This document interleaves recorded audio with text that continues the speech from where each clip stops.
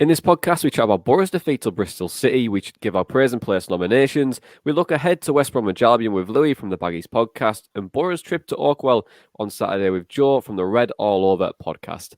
And of course, we answer your podcast questions. This is the Boro Breakdown podcast, and this is all your Boro Match Day chatter in a pod.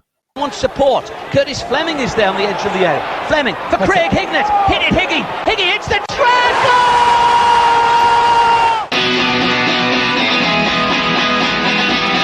Ravanelli coming alive again. Janino wants the ball played to him. Ravanelli spots out Emerson!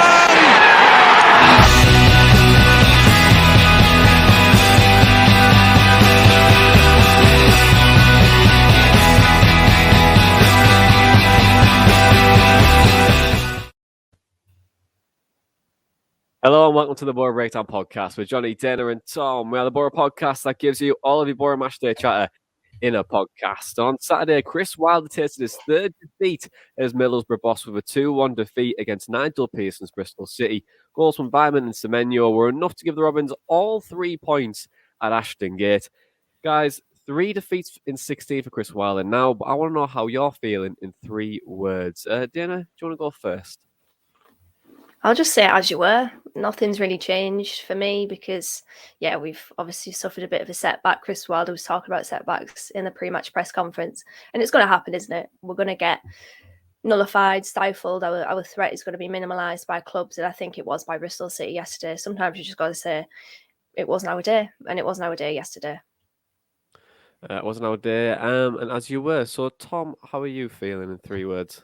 I'll just say a bit disappointed. I thought yesterday was a very winnable game. I think by the 90th minute, my opinion on that hadn't really changed because I didn't think Bristol City were particularly that good. But I thought we were worse than them. And just from the performance levels we're used to, just a bit of a disappointment. But hopefully we can pick it back up against West Brom on Tuesday. Okay, a bit disappointed. I want to go Alan Kirbishley in. Can't believe we've lost Chris Wilder out, set the club on fire, and we all start again. I'm joking. It wasn't. It actually, to be fair, I actually wasn't bothered about that. We lost that all. To be fair, then I'm going to go with you as you were. But let's look at the game then, because it was a game where pretty much Boro dominated apart from the scoreline. And Dana, how would you assess the overall performance against Bristol City yesterday? It was a bit mixed, I thought, because we started slowly. We couldn't deal with their press. I thought their press was really aggressive against us. And in midfield, I think we struggled with it. At the back, it was not too dissimilar to the Blackburn game, but Bristol City were pressing us a lot more than Blackburn did. I think Blackburn were more cutting off the passing lanes. And it was difficult for Boro to get into it. I thought we ended the half quite well. We ended it as a better side, got a little bit of momentum. And then come the start of the second, we had a shot with Tav that was saved, and I thought, okay, getting into the game, fans are right behind the players, maybe put Bristol City under a bit of pressure, but ultimately the pressure didn't end up in a goal because I thought our attacking, our shooting, our decision making in the final third was the tail of the game. I thought we were very poor in our decision making, and I mean 21 shots, 10 on target, all 10 of those came in the second half, an XG of 2.09 per FOTMOB, 3 big chances created, 63% possession. It was just one of those games. I said it in my first answer. I'll say it again. It'll probably be said again in this podcast. It was just one of those days. Tom, like Dana was alluding to there, Boro ahead on all of the stats that you'd expect the team to probably win on, obviously with possession, shots on target, corners, big chances. Was it just one of those games? Yeah, I think the correct term for it is we got football managers. We've all seen the memes kind of like they go around and it's like, oh, you've dominated on every stat and then lost 1-0 from their 1 shot on target, and that was pretty much what it felt like. I really agree with Dana that our decision making in the final third was poor though, because at times it did feel like we were trying to walk it in. Not trying to make an IT crowd reference there for anyone who gets that, but just go that, yeah. It did seem kind of like the polar opposite of how we've been recently, and we were far too indecisive, and I think that is what cost us, because realistically, but I mean, they obviously deserve their goals, but that could have been like 4 or 5-2. And the fact that we've only come away with that from with a 2-1 loss, it's just really disappointing. But we're going to kind of blame that on our indecisiveness, I think. I do have to say, though, I want to credit Bristol City here, because I went into the game, they hadn't kept a clean sheet in 12 games. Of course, that continued. I thought for a minute when I put it in the Telegram chat that I'd jinxed it and that they would keep a clean sheet against us. But defensively, they've been pretty abysmal this season. One of the worst defences in the Championship, but I thought they really stood tall yesterday. They were intercepting when they needed to. They were blocking when they needed to. I thought they read the game really well. They closed down the space. And I think they restricted us to low quality chances, or a high frequency of low quality chances rather than a low frequency of high quality chances. And that's exactly what they wanted to do. They wanted to frustrate us. They wanted to limit us to kind of hopeful shots from outside the box, and kind of felt like that's exactly what. Well, yeah, that is exactly what happened. I think the game yesterday was like we've all pretty much said this, as you were, was one of those games. And I didn't actually think Boro played bad at all yesterday, which is kind of strange. I think maybe under Warnock, I think it was like I hated football completely. But now I could see what we were trying to do. The patterns were there. We overplayed a little bit too much in spells, but we were creating high quality chances at times when we were 2-0 down. And, you could have argued, especially in the game as well, that Boro could have came away with a point quite comfortably and could have won the game on another day as well. So for me, it's not the end of the world at all. I'm with you a little bit. I was a little bit surprised at the way Bristol City set up and they were able to nullify our threat. But do you think that is, Dana, now, do you think that's kind of the way you play against this Middlesbrough side and the way how they've aggressively pressed us, similar to what Blackburn did as well? Yeah, because it forces us, doesn't it? It forces us to make those split-second decisions. And I think in some games we're not quite prepared to make those split-second decisions, because you see our patient build up around the 18-yard box. It's probably the case as well in the middle third. And there are different ways to nullify Boro, of course. I think you saw Bristol City triple up on Isaiah Jones at one point. They had the midfielder, probably another covering midfielder, and then the fullback all getting tight to Jones, and probably the centre half as well at times. So it was difficult for us. And I mean, we mentioned Jones last podcast, how important he is to this side. If you take him out of the game, you're taking out a big part of Boro's attack. So yeah, there's to be fair, I mean, Bristol City, I have to give them credit, because I thought they did pretty well against us. Tom, apart from Wilder taking Walcott off that early, I love it. I know IT reference, IT crowd reference for you there. But does the defeat show that it's important not to get too ahead when you win, and then also not too down when you get beat? Because it was kind of, the world was ending on Twitter. Middlesbrough being in fantastic form and they're going to win the league one week. Is it important just to keep quite mellow the way Boro are playing at the moment? Yeah, definitely. Like, I don't think. I mean, I saw all the tweets and stuff, but like personally, for me, after the game, it didn't really affect me too much, because I just thought, oh well, on to Tuesday, we can hopefully put in a good performance against West Brom. I didn't think we played kind of particularly badly yesterday, but I do think our indecisiveness let us down. That said, I thought, when they scored, what was it, like the 7th minute or something like that? 7th minute. Yeah, I thought that was kind of very much against the run of play at the time, and what they would have benefited from after that was being able to pack more people in the box when we were attacking to cut out those chances where Jones is trying to create them from the right hand side.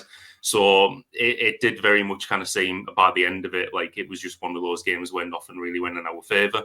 And it's not really anything to be too worried about. Like you were saying earlier, Johnny, like it's a complete difference to what we would have had under Warnock. I'm sure at that point of the season, if we'd have lost to Bristol City under Warnock, we'd have plenty to kind of like pick apart on the pod. But for me yesterday, it wasn't even a bad performance. It's just that we let ourselves down, I think. And yeah, it's just it wasn't really kind of out of the ordinary in terms of the performance. So we can kind of carry on to Tuesday and not.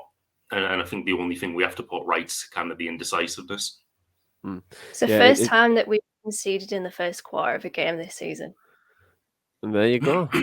Fun fact of the day. So it's like, well, did you mention that on the last podcast? I feel like I've seen something like that. I think it might have been on Telegram. Yeah, on Telegram, on our Telegram app, yeah. And I'll pitch it now. There is over 100 people in our Telegram conversation already. So if you want to join it, we'll leave it in the description below. But let's break down the goals then, because all three of them in the game yesterday were, fairly decent, well-worked goals. But then Andres Weiman's goal, 7 minutes in.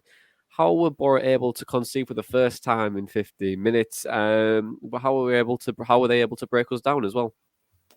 Yeah, it's just a ball forward, really, and you see Chris Martin drops deep, and he basically spins beyond Paddy McNair, and what happens is that Semenyo moves to a wide position and basically opens up the gap for Chris Martin to run into once he spins beyond McNair, who was obviously followed him to a deep position, and McNair's fine in that position.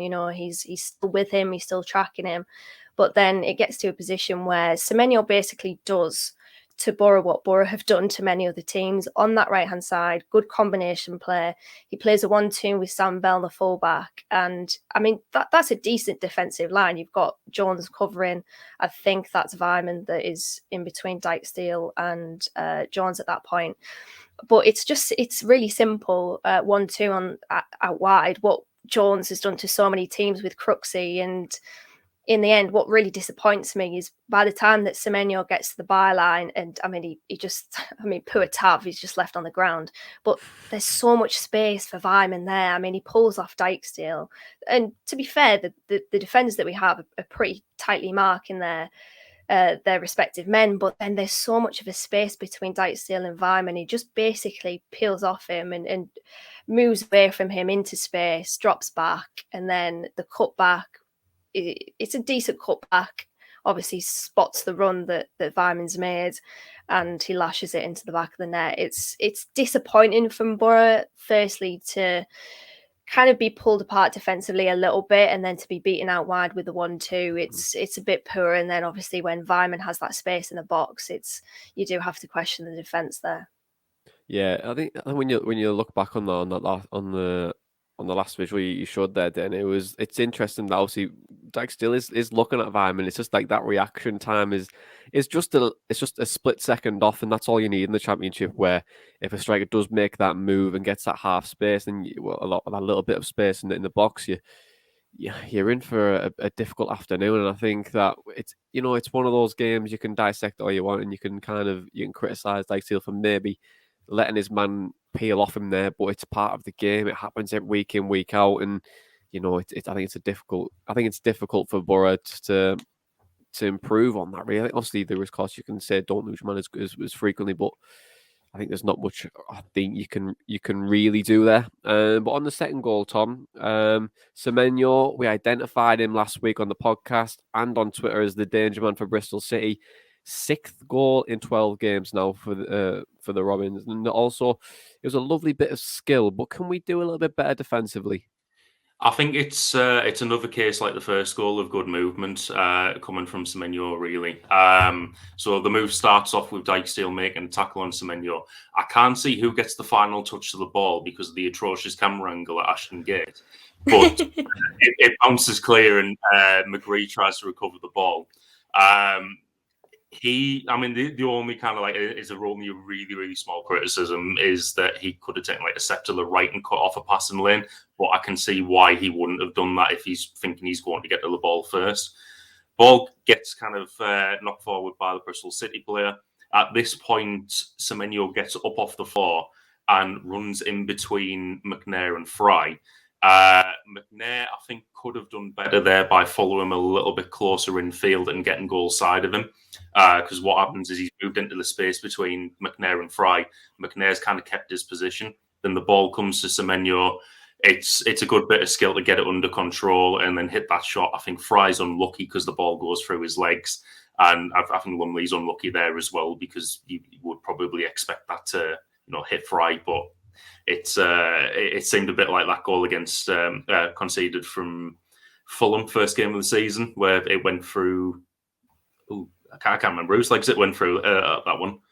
Was it Ballers? Yeah. It might have been, yeah. Ballers? It might have been Ballers, yeah. It feels like a lifetime ago, that, but we'll Yeah. go. It does, doesn't it? Wow. But it seems similar circumstances to that, so I can't blame Lumby too much for that. But yeah, I think defensively, if McNair had followed Semenyo a little bit closer and say a goal side, that goal was a bit more preventable than it ended up being. And also after that second goal as well, you can always look at like the psychological sides of the game. You could be a little bit more deflated. You can let Bristol City run away with the game. But I want to say like Boro's attitude and intensity didn't drop after that second goal, and we still tried to keep getting back in the game. We were still creating chances, and we finally did. Then the Boro's goal in the 90th minute off a corner. I nearly fell off my chair when I seen Crooks head that in from a Tav assist as well. It's all about getting the ball in the right areas, isn't it? Yeah, and to be fair, he had another good corner a little bit before that where nobody got their head on it, but it's a good corner. It's a good corner put right in the areas that you want it to. And I'm surprised that Crooks doesn't get his head on more corners, to be honest, because he's 6'3", 6'3", and we call him the tree. It's a bit weird that he doesn't get his head on more corners, but yeah, it's a brilliant delivery. It's a good header, but it was just too little, too late. I did think for a split second, I did have that little bit of belief that it would pop up on my phone that we'd score an equaliser, but it just wasn't to be. And yeah, we scored from a corner, which is brilliant. I think that's a big positive, and hopefully we can see a lot more of that from now on till the end of the season. Yeah, I'd be keen to pick apart our set pieces just to see what we've done differently. I'm probably have to look back after this podcast, but I feel like I'm just going to put it down to sheer luck. I think that we've scored off a set piece. But the tree will not be on the pitch for the next two games because he's picked up his 10th booking of the season, which will see him miss West Brom and Barnsley this week. But both of you. I'll come to you first, Tom. How big of a miss will Matt Crooks be? I think he will be a big miss. I think since Wilders came in, he's one of the players who's adapted to the formation so well. His link up on the right hand side with Jones and Dijksteel's been great, and I think he's one of the players who's really made the system work. Obviously, our top scorer as well. So.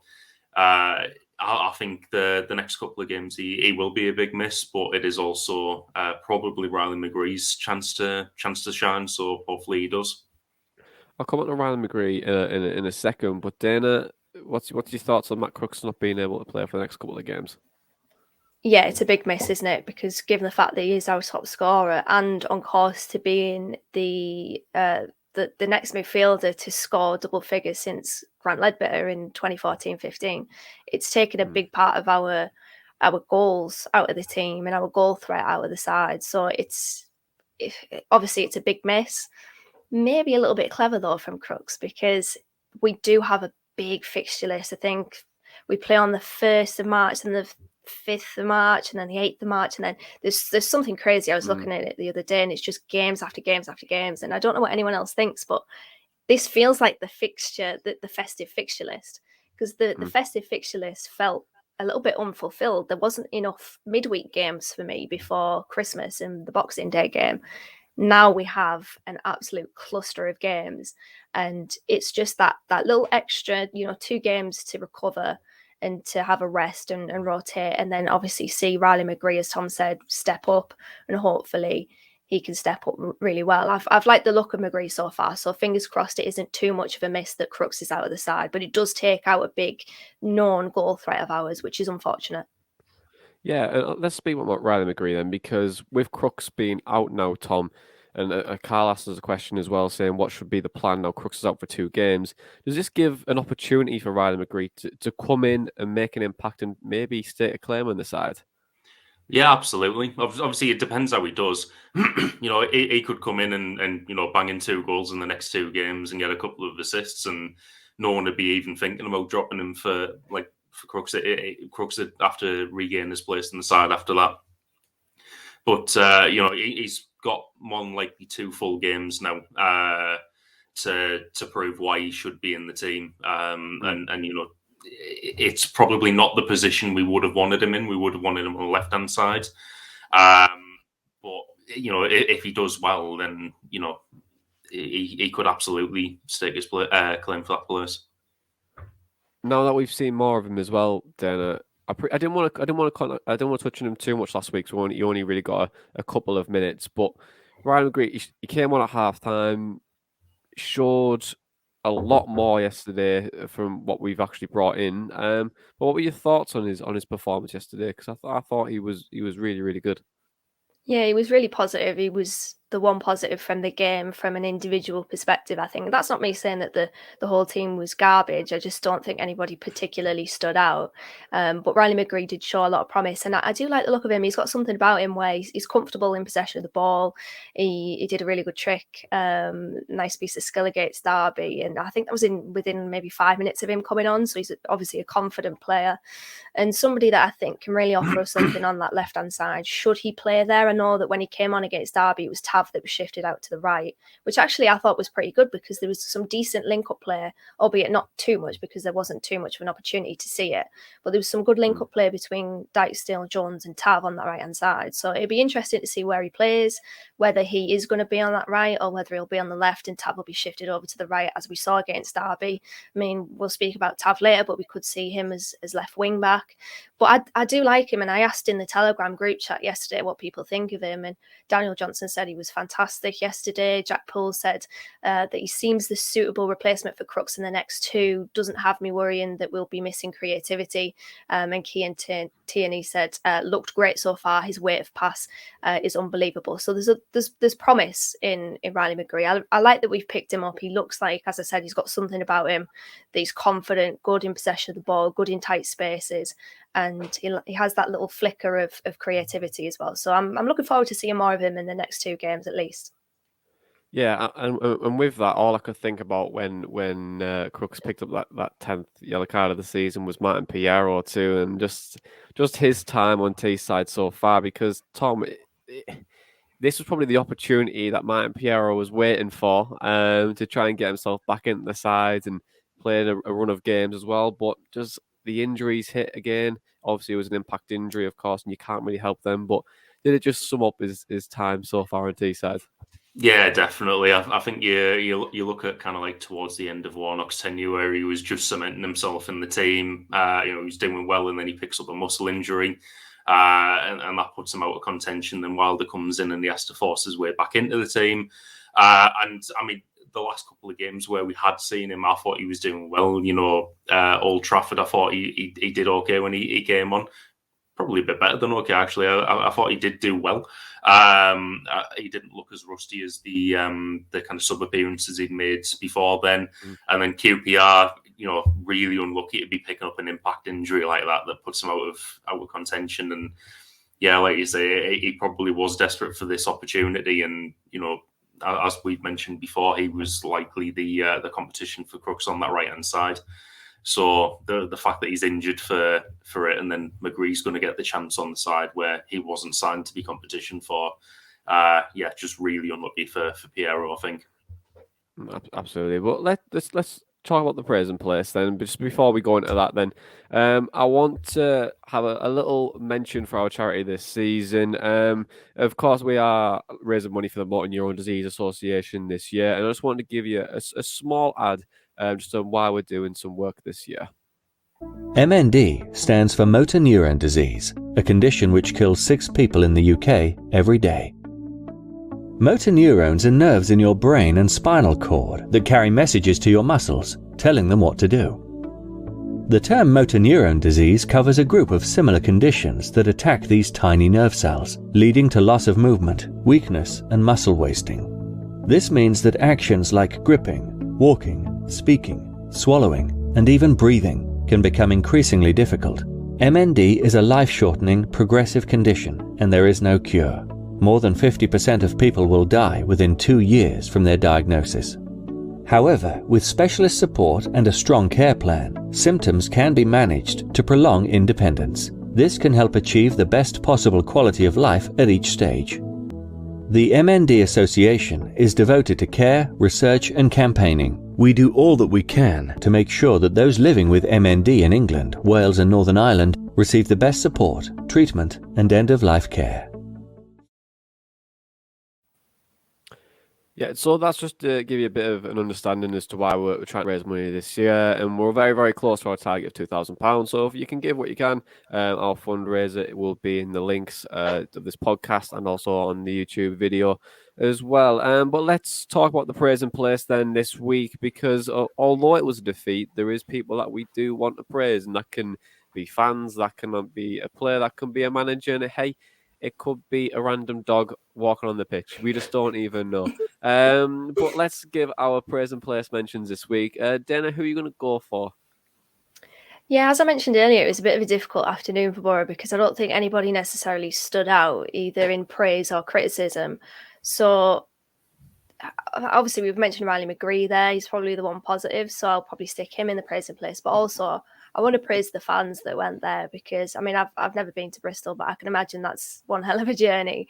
And then for that to be disrupted by Storm Eunice, and a lot of people's plans were scrapped because of that, and or changed at least. And for them to go on there and, by all accounts, have that brilliant vocal support that we've known and loved for many years, I think they definitely need to be in the praise and place for this week. Okay, so the fans and Riley Mcgregory. Tom, who are you going to go for? I have pretty much exactly the same picks as Dana. Riley Mcgregory, I thought yesterday was, he looked bright when he came on. He was trying to create stuff, and yesterday was a bit difficult for me to kind of pick a player of praise from, just because, like Dana said, no one really stood out. I didn't think it was necessarily a really bad performance, but up to our current standards, what we were playing at, no one really kind of met that. So I've got to go with Riley Mcgregory there, just for, like I say, being positive and bright when he came off the bench. But also the fans, was talking to a lad at work on Friday who was travelling down to Bristol, and I think my exact words were, "I really don't envy that trip," with the the storm going on outside. So, like, fair play to anyone who travelled down there and backed the team for 90 minutes. Yeah, Bristol Ashton Gate is probably, well, I went to Ashton Gate when it hadn't been renovated, so it was Marilyn Martin, last minute free kick, top bins. Brilliant goal. So there you go. That was the one time where I thought, you know what, I really like away games. And to be fair, that was when I was doing the majority of the games. So the Tony Mowbray and Gordon Strachan era were like the years I was doing lots of away games. So I feel like I deserve a knighthood for that because it was terrible.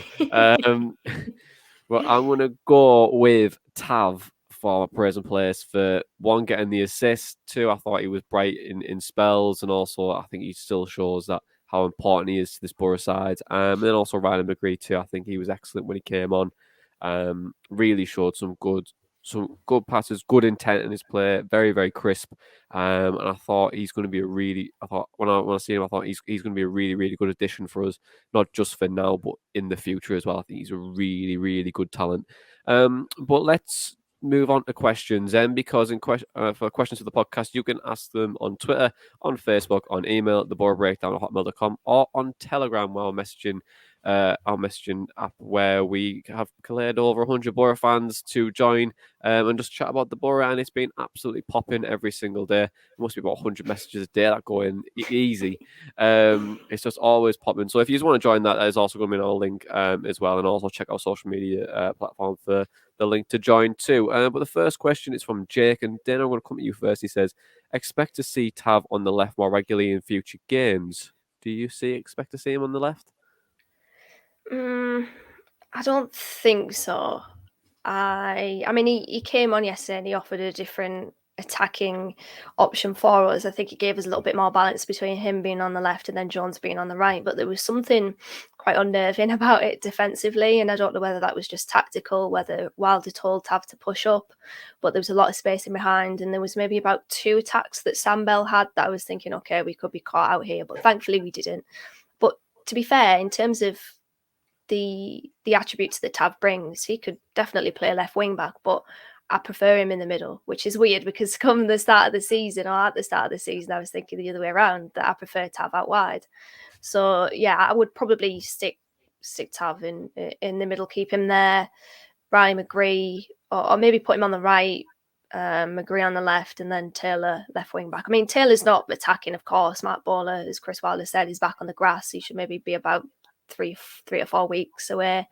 So hopefully we could see him soon. But yeah, Taylor's fine. He could do a job at the moment.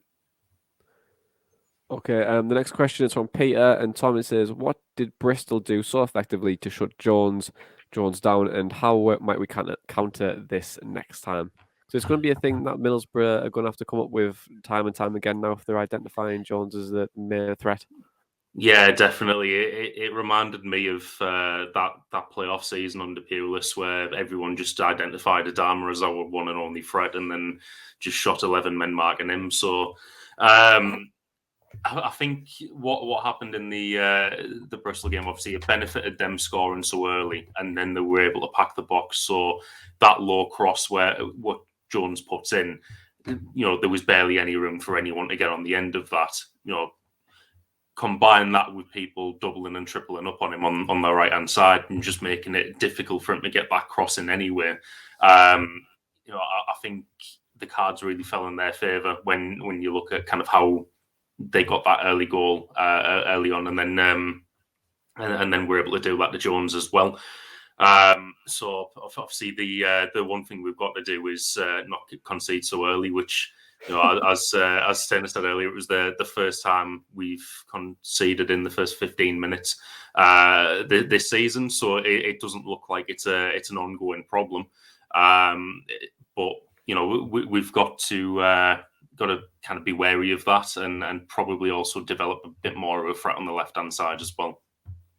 I think adding to that as well, I think it's moving the ball quicker. Try and get it from left to right a little bit smoother. Also trying to not be as predictive in our passing. I think sometimes we do look up and we have a similar pattern where we'll look to spread it to Dijksteel to Crooks to Jones. Try and mix it up. Try and get that ball left hand side. Try and stretch teams and get Jones on that right hand side. Get chalk on your boots, as a football cliche would be for Jones, and just keep him wide, stretch the teams, and hopefully we can try and get that result. But there is. Do you think we could benefit from kind of like a Ledbetter Clayton kind of under Karanka way and spray a diagonal pass out to him, get it there a bit quicker? I think absolutely. We could do. Yeah, I think that's why you would want to see like a left-footed centre half and a right-footed centre half, because we've said on the podcast, with like a three at the back and the angles that you can create. A long diagonal ball from a talented centre half can really change the game at times, and appreciate under Warnock you'd probably want to see that, but it's like for him it was just like long ball that you centre forward who wasn't there. But for this, it's like try and get it in that half space, try and get your fullbacks to really bomb forward as much as you can, and that could potentially be an option storm where you could exploit other teams as well. So, but yeah, I think Denny, you're going to add something there. No, I was going to say the exact same and kind of echo Tom's thoughts. It would be good to have somebody like that, but also I'm kind of thinking, is that the style of play that Chris Wilder wants? Yeah, I think it seems as though he wants to, and has done this with his Sheffield United side in the past. He wants to be patient and build up the play through the thirds and almost, I don't want to say walk the ball into the net, but given the amount of passes in and around these moves, I feel like that's the kind of tactic that he wants to do. Of course, there's many ways to score a goal, and he's not going to be annoyed if we score, I don't know, from about 30 yards out, but that's unlikely, isn't it? So yeah, I think what he wants to do is to accumulate these high quality chances. So yeah, we could do with somebody maybe in that number 6 Howson position that can spray the ball, or as you said, Johnny, a centre half that could do that as well. It's definitely something that we might benefit from. Okay, so moving on to the next question is from Leanne, and she says, I'm not going to start slating Lumley, but why aren't we giving Sol Brain a chance after ending his loan deal early? Tom, I'm going to come to you. You're the advocate of the Joe Lumley fan club, so no, not so much anymore after the last few games. But to be fair, I mean, we said this last week. It's a big gamble putting Solbren in goal for the rest of the season. I think long term he probably will get his chance, but when you look at it at the moment, he's never played at Championship level. I'm not actually too clued up on how he was doing at Queen of the South, but I feel like I remember the fan reaction from them when he was recalled was like, good luck to him. He's done all right here. So like I say, it's just a big gamble putting him in. I mean, especially a month and a half after he was recalled, and he's not had any game time. You're putting him in cold there as well. So it's just a big gamble up until the end of the season, I think. Okay, then. So the next question is from Richard, and then it says, "How many points do you think it will take to secure playoffs this season, and how many teams do you think will be in the mixer?"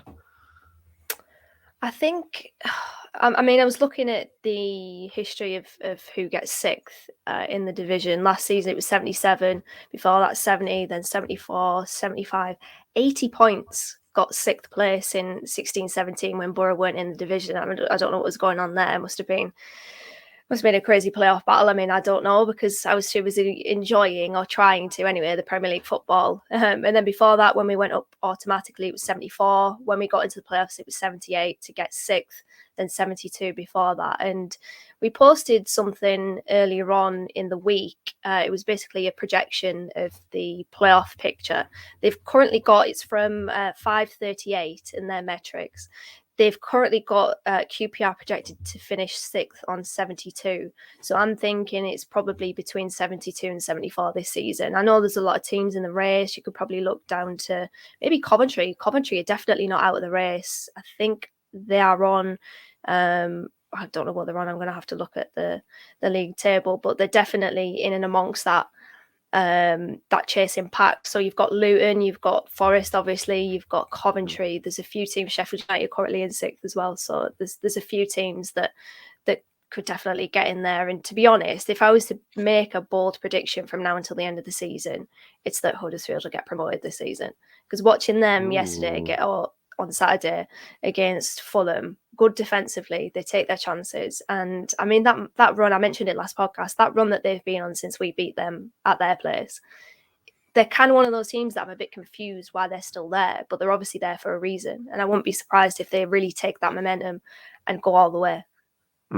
Carlos Carvalho's done a fantastic job there, to be fair. Like, just to develop them as a style from what was a previously obviously under Wagner, and then obviously they moved a couple of managers in there, and then he's came in.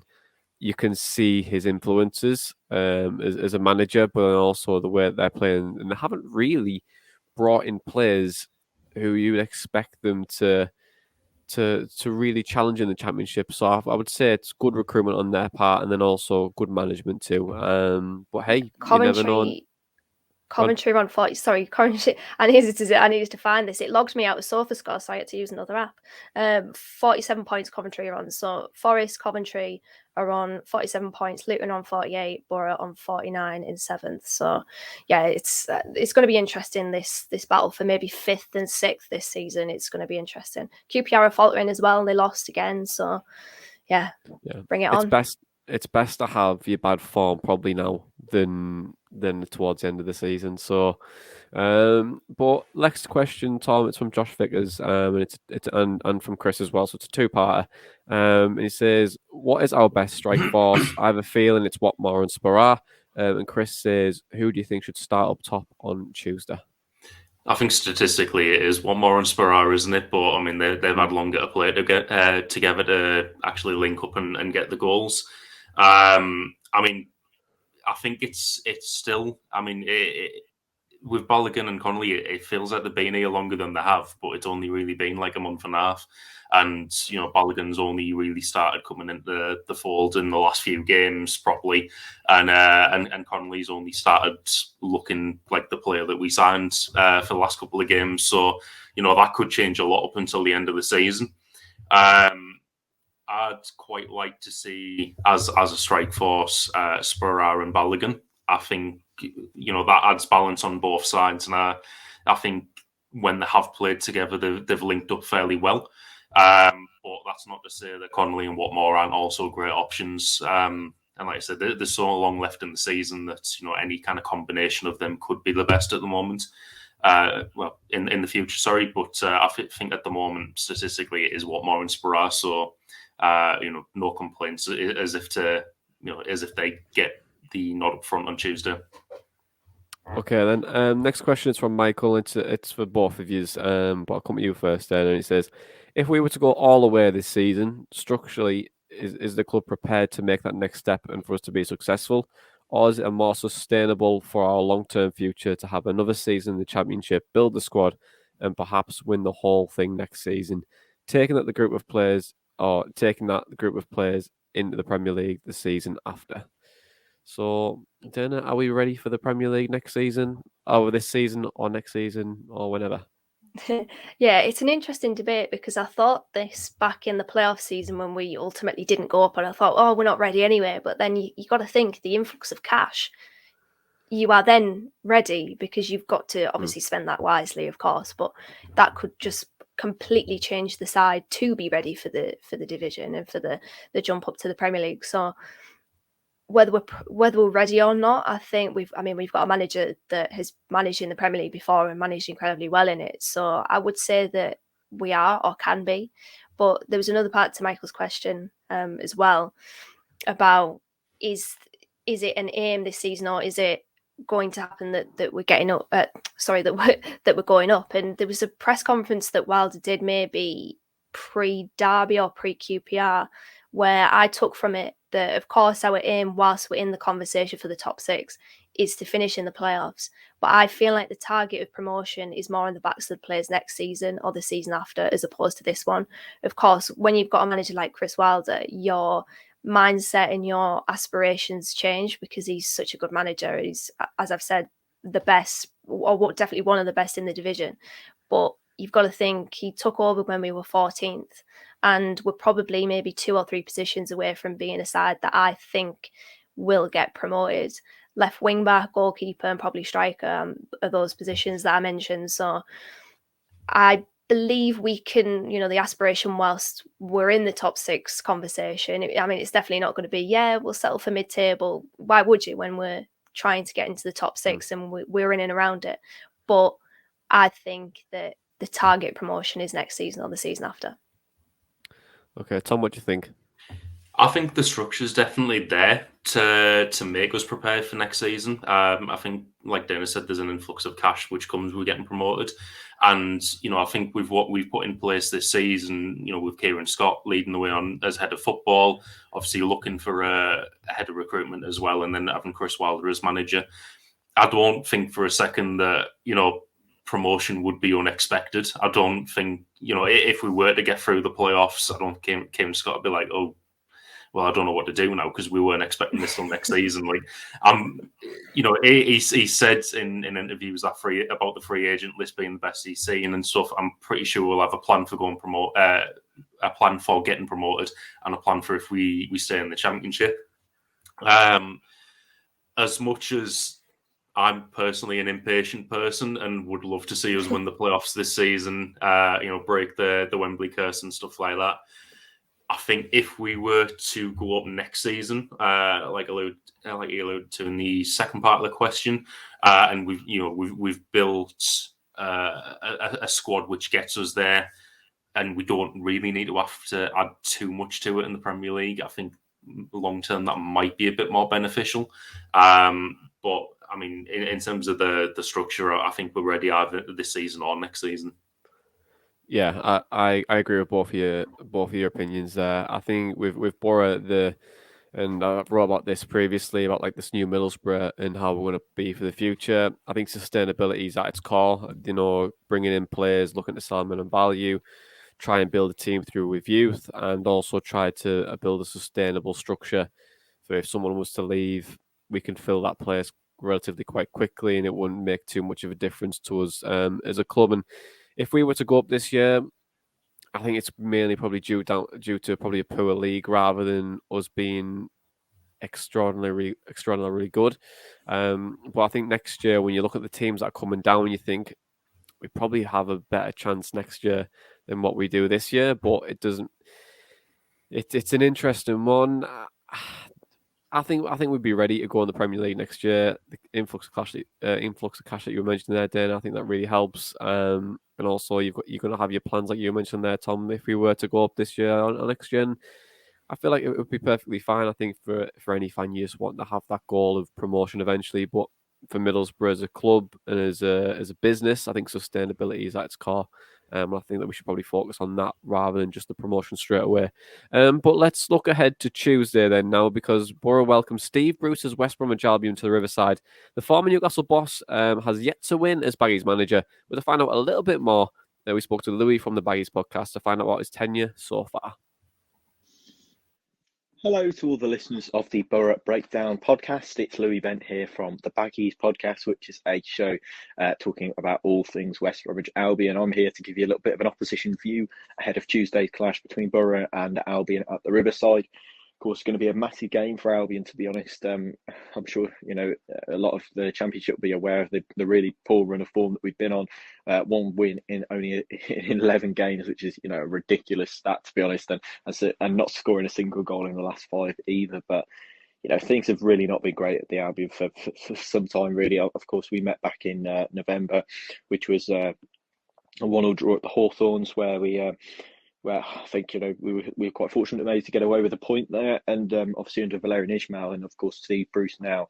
But Ismail was a manager who started the season really strongly with some not conventionally entertaining football, but at least with sort of end-to-end game and sort of fast-paced football. But it really died down as the season dwindled on. Really, it sort of got slower and slower and more turgid as the season passed. But it was the right call to sack him. I think a lot of Albion fans, myself included, would have probably liked to have seen him gone a few games earlier. Maybe not as early as certainly those fixtures back in November and December, but certainly during that January transfer window, if you're going to get another manager in, it's always best to give them a little bit of their own transfer window to try and make some amends. Like we did with Big Sam and Sam Allardyce when he came into the club. He had some of the January transfer window and was able to make more of a fist of a stain in the Premier League last year, but. See, that's not to be, and we've got Steve Bruce at the helm now, which is it's not going well in terms of results. I've seen some improvement on the pitch, and I've seen a nicer style of football try to be turned out. Really, I've seen some better passing plays than the sort of over the top of the defence football that we saw from Ismail, but. Ultimately, the results haven't been coming. Of course, started off with a 2-0 loss against Sheffield United, and then obviously a 0-0 draw against Blackburn, which I thought was quite creditable to pick up a draw in that game and play quite well in that. However, I'm recording this just after a 2-0 loss at Luton Town. That was appalling. I think a lot of the players really need to look at themselves for the way that they've been performing.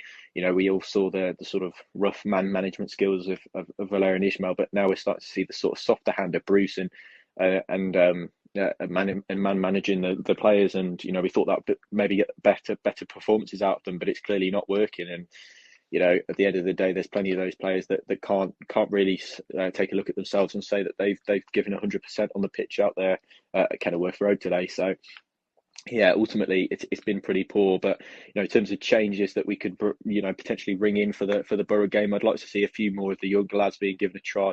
Taylor Gardner-Hickman, who I don't think played in the game against yourselves last time, but certainly played in games around that fixture and was very good and was man of the match in I think his first 4 appearances for us. So I can't see why he's not being given more of an opportunity.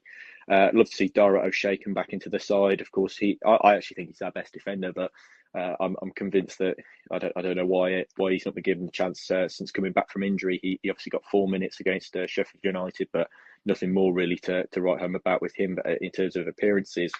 And then I'd really like to see maybe some changes in the forward line. I'd love to see Dean Garner get more of a go. I think that Andy Carroll's been doing a really good job up there on his own, really grafting it and showing the bottle and desire really needed to succeed at this level. So yeah, there's a few changes I'd probably make. I do think the midfield is really lacking in quality, and I think that those midfield 3 of Mowat, Reach, and Malumbi has been fairly uncreative, fairly sideways and backwards, really, which is I think a shame because this is probably one of the poorer West Brom sides I've seen in my lifetime, and it's certainly a shame to see us down in this position that we're in at the moment, down in mid-table. So yeah, I think for the rest of the season, I think our goal has just got to be solidified and maybe a top half finish. I can't believe I'm starting to utter those words, to be honest, but it just has to be because our performances have been really, really dreadful of late, and I'm really frustrated at the situation we find ourselves in, and how we've got so many players that just aren't putting in the required effort to get us up the league. So last game I literally the game I was doing a preview for the Blackburn Rovers game, and I said, minimum is playoffs now, but maybe the minimum is even less than that, and the bar keeps dropping for these players, and they seem to disappoint every week. And I hope that Steve Bruce can turn it around. I've got confidence in him, but at the moment it's really not looking good. But obviously you guys have been doing really well under Chris Wilder, so I'm not particularly hopeful for this one. But yeah, looking forward to it nonetheless. I watched the game against Manchester United in the FA Cup with yourselves, and he executed the perfect game plan really, and played really well against them. So yeah, really looking forward to this one at the Riverside, and hoping I can see a better performance from Albion. So yeah, best of luck with the game, and best of luck for the rest of the season. Cheers for having me on. So thanks for that, Louis. West Brom Albion, guys, the team that were heavy favourites to get promoted this season. It's been pretty much the opposite. But what's your thoughts on West Bromwich Albion, Dana? I'm glad they're not in the top 6. That's what I'll say, because they're always on Sky, and they're on Sky again when we play them on Tuesday. So I've been able to obviously have a considerable look at them, and they just play such boring football. And I don't even think that's necessarily bad of me to say, because their fans completely agree. And they're just, I suppose they're having a bit of a hangover, really, and for the Premier League. And this has probably been coming for West Brom for a while. I hope that they can kind of get back on track and maybe reset and go again, but obviously not this season, because it would be nice to not have them in the top 6 and not have to compete with them. But yeah, I'm really glad that this game is at home, actually, because our away form this season were 12th for points picked up away from home, but 3rd for points picked up at home. Only Blackburn and Fulham have a better home record than us. So I'm really glad that we can hopefully bounce back from the defeat the other day against Bristol City in front of the Riverside crowd, because it does seem like the good old cliche of home is where the heart is for Boro at the moment. So what are you going to go predictions-wise then, Tom? I was just going to add, actually, interesting stat on them being on Sky. I was actually shown something this week which said the last 5 games that have been on Sky have all ended 0-0. Yeah, so pretty much sums up how they are as a team. So it's probably a 1-0 win to them, with Adam Reach scoring it nailed on. But I think for me, under Wilder, I've never really been unconfident about playing anyone at the moment with the form we've been on, and I do think it benefits us being at home in this instance. So I'm going to go with 2-0 Boro. 2-0 Boro. Dana, what are you going to go for? You know what? I'm going to go for the same. I think backed by the Riverside crowd. Again, good home form. We are currently on a really good record at home. I think we have matched the winning home record of the 2015-16 season, which is good. But the next, funnily enough, Tom, the next game after that was 0-0. It was against Ipswich. So it could happen. Well, it could happen that it's 0-0 against West Brom, and there goes our winning run at the Riverside. Yeah, Boro hoping to try and make it 7 wins at the Riverside in a row. I'm gonna go with you guys. I think we'll win 2-0. I'm not going to say why. I'm just going to say 2-0 because I don't want to jinx us for any particular reason. But that's finally, my job. that is your job, to be honest. But let's look ahead to Saturday then, because Boro travelled to Orkwell against the struggling Barnsley. Poya Asbaghi's side have only won 3 in 31 games this season. And to find out more, we spoke from Joe from the Red All Over podcast to find out a little bit more from the Tykes.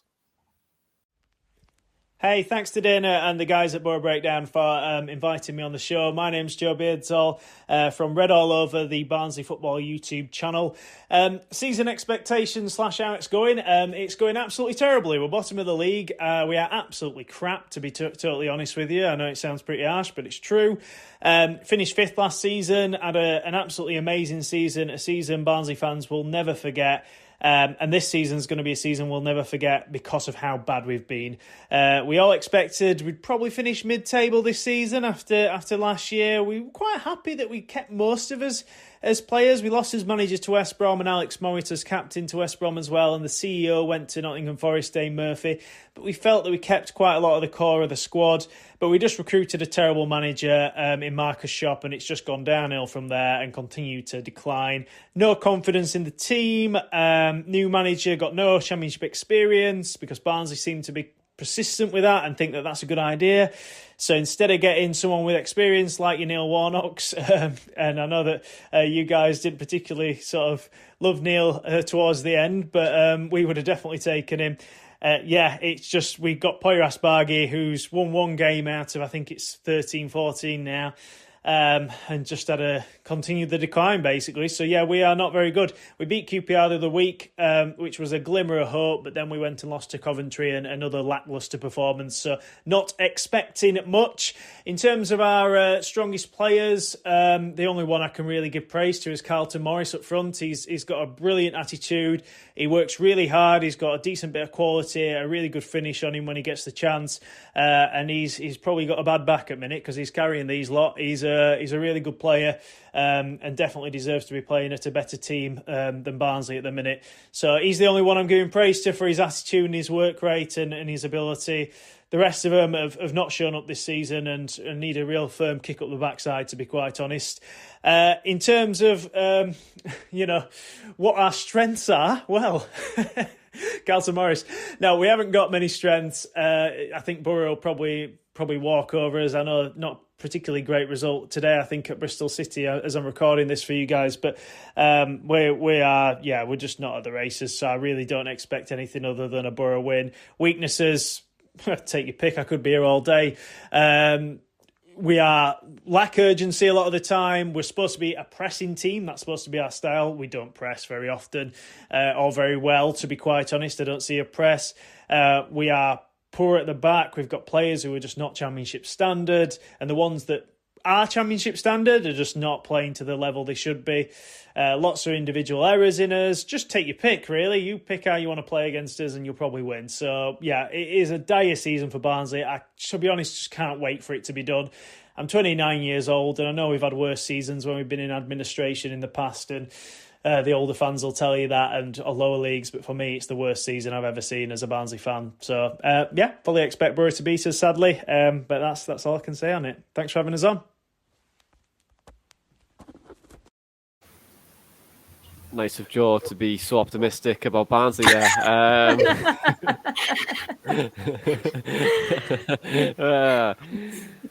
They did, like Joe was saying, they did so well last season. They've lost some key members to the staff, but it's just been disastrous, hasn't it, Tom? Yeah, definitely. I think, the stuff that went wrong for them kind of in the summer with the players they lost, the staff they lost and everything like that, it's just ultimately led to this demise this season. But by the end of last season, I was looking at them thinking, they could really kick on and aim for playoffs and stuff this season. It's just everything that could have went wrong seemed to go wrong for them over the pre-season. Joe is known as a happy clapper, by the way. When I was on Red All Over, he said he's usually called a happy clapper. So, listening to him there, it's pretty bad at Barnsley for him to, say we are absolutely crap. And the subtext of that whole opposition preview there, yeah, things are pretty dire at Barnsley. Well, I was going to say, with his glowing reference, do you think Boro are going to be in for a difficult game on Saturday at Barnsley? What's your predictions? Because it could be a really tough game. Yeah. It's the championship, right? I still expect it to be. I really do. I think I was listening to the Not the Top 20 pod, and they were saying that if anything, Barnsley's home form is going to pull them out, or could potentially pull them out of the bottom three, because recent performances, although not recent results, have been pretty decent at home. They probably should have beaten Bournemouth. They drew against West Brom. They did win recently at home. I think this is maybe a bit of a trap of a game. Of course, we're going, so which probably means that we're going to lose. But fingers crossed, typical Boro doesn't come in and get us this game. I'm going to be confident in the team, and I'm going to say, we'll stick with 2-0 again. We'll have another 2-0. I think that's three predictions in a row I've gone 2-0. Yeah, okay. Tom, what are you going to go for? Yeah, I'm worried about this one. I've never seen us win at Oakwell. The first time I went, Tamo King nearly killed me with a shot that went wide in the warm up, and then the last game I went to was right before COVID started, and it seemed like it was that bad that it nearly caused the end of the world. So, it was bad. Yeah, I think, that was bad. the only thing to look forward to is a nice pint in the world famous sports drum. But I hope I get to see the first time. Well, see us win at Oakwell for the first time, and I'm going to go 3-0 in my prediction. I think we're probably at the point now where we should be kind of scoring more than 1 or 2 goals a game. We obviously did that against Derby and then took a step back against Bristol, but I'd like to see us become that team that's winning by 3 or 4 rather than 1 or 2. So I'm going to say 3-0 for this one. I'm going to say 3-0 as well. Tom, 3-0 up the ticks. I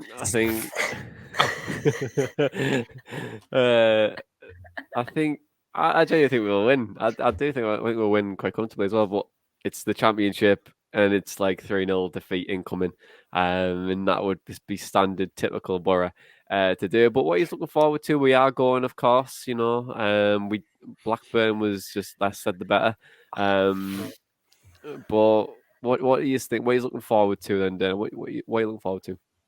Not having to run to the turnstiles because we're about 5 minutes late from the game. But no, the game, the food before kick-off, might get a nice little burger. Or do they do curry and chips as good as the Mackem does? We shall see. It should be a good away day. We just need to make sure that we private our Spotify collabed playlist so that somebody doesn't put a load of Barnsley theme songs in there by the end of the game. Yeah, we'll keep that on private this time around. Tom, what are you looking forward to? The pint? Yeah, probably the sports drum. I remember being in there last time, and you started off the Janino's Magic song, and it was just a good time before we went and watched one of the worst games of football I've ever seen in my life. Hopefully they'll put Sweet Caroline on right before kickoff again as well, because that was the other highlight of that day. So maybe that, and then hopefully a good performance as well. Yeah, 2 good highlights from that very, very poor game. But I'm looking forward to, I think, just the away day in general. I do always like going to Barnsley away. I think it's a good one to go. I think the first time I went, I think we won 3-1, I think, under Tony Mowbray. We were in that black kit, I think. I think Marvin Emnes scored. So Project Emnes, absolutely firing us up for promotion. But guys, that's it. Thank you very much for joining me as always, and thank you for the listener for listening to us. But Boro taste defeat at Ashton Gate, but there's plenty to be optimistic about. It's only a bump in the road. This is the Boro Breakdown podcast, and that was our Boro Match Day chatter in a pod. Up the Boro Breakdown.